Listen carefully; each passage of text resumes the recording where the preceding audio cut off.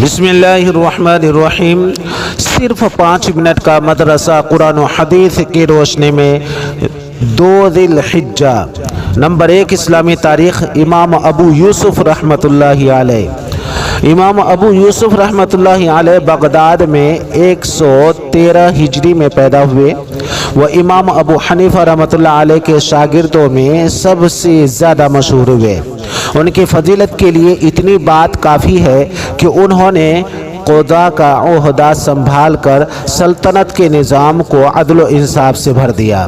وہ خلیفہ ہارون رشید کے زمانے میں وزیر قانون اور قاضی القضات یعنی چیف جسٹس کے عہدے پر فائز ہوئے۔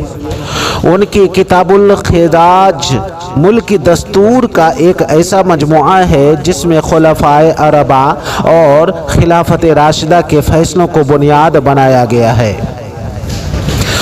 انہوں نے اس کتاب میں خلیفہ کی ذمہ داری اور فرائض کی ادائیگی اور اللہ کے سامنے جواب دہی کا احساس دلایا، شہریوں کے فرائض بیان فرمائے، بیت المال کو بادشاہ کی ملکیت کے بجائے اللہ کی امانت قرار دیا، مالداروں سے زکوٰۃ لے کر غریبوں پر خرچ کرنے کا حکم دیا اور ناجائز جزیہ اور ٹیکس لگانے سے منع کیا، تہمت کی بنا پر گرفتار لوگوں کو آزاد کرنے کا حکم جاری کیا۔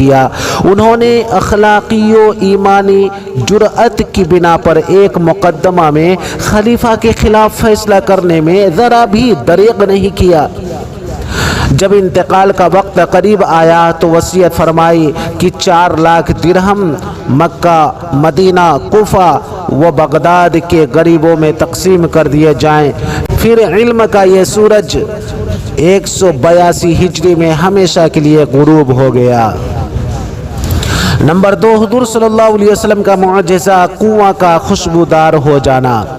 رسول اللہ صلی اللہ علیہ وسلم کے پاس ایک ڈول میں پانی لایا گیا۔ آپ صلی اللہ علیہ وسلم نے اس میں سے پیا، پھر کنویں میں کلی کر دی، جس کے بعد کنویں سے مشک جیسی خوشبو آنے لگی۔ بہقی فی دلائل النبوہ۔ نمبر 3 ایک فرد کے بارے میں نماز چھوڑنے کا نقصان۔ رسول اللہ صلی اللہ علیہ وسلم نے فرمایا جس شخص کی ایک نماز بھی فوت ہو گئی وہ ایسا ہے کہ گویا اس کے گھر کے لوگ اور مال و دولت سب چھین لیا گیا ہو۔ ابن حبان۔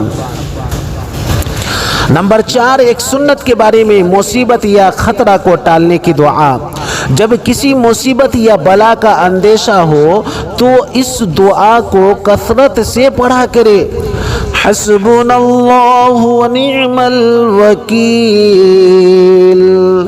علی اللہ توکلنا حسبنا اللہ ونعم الوکیل علی اللہ توکلنا۔ ہمارے لیے اللہ کافی ہے اور وہ بہترین کام بنانے والا ہے، ہم اسی پر بھروسہ کرتے ہیں۔ ترمذی شریف۔ نمبر 5 ایک اہم عمل کی فضیلت۔ مسجد نبوی میں 40 نمازوں کا ثواب۔ رسول اللہ صلی اللہ علیہ وسلم نے فرمایا جس نے میری مسجد میں 40 نمازیں ادا کی اور کوئی نماز قضا نہیں کی تو اس کے لیے جہنم سے برأت اور عذاب سے نجات لکھ دی جاتی ہے اور نفاق سے بری کر دیا جاتا ہے۔ مسند احمد۔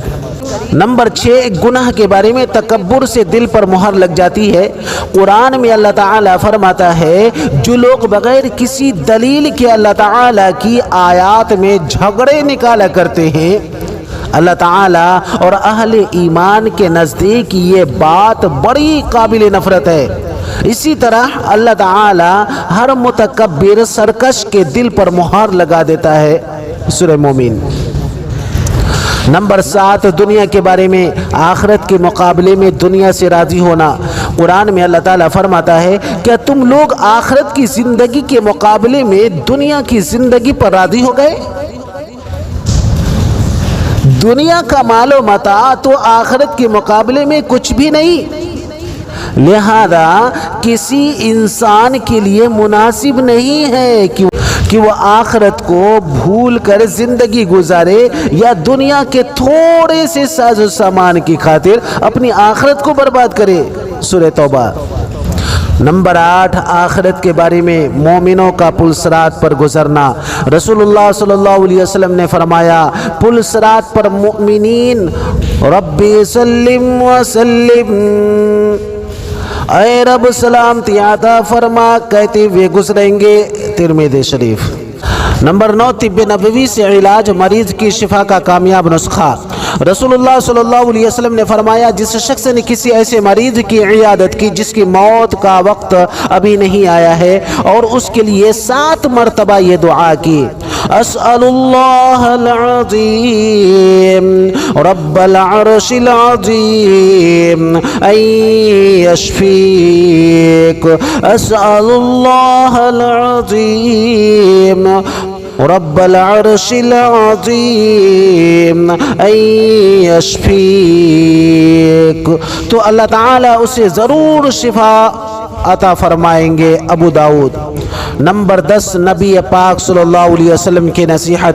رسول اللہ صلی اللہ علیہ وسلم نے فرمایا لوگوں قربانی کرو اور جانور کے خون کے بدلے ثواب کی نیت رکھو، اس لیے کہ خون اگرچہ زمین پر گرتا ہے لیکن حقیقت میں وہ اللہ کی حفاظت میں چلا جاتا ہے۔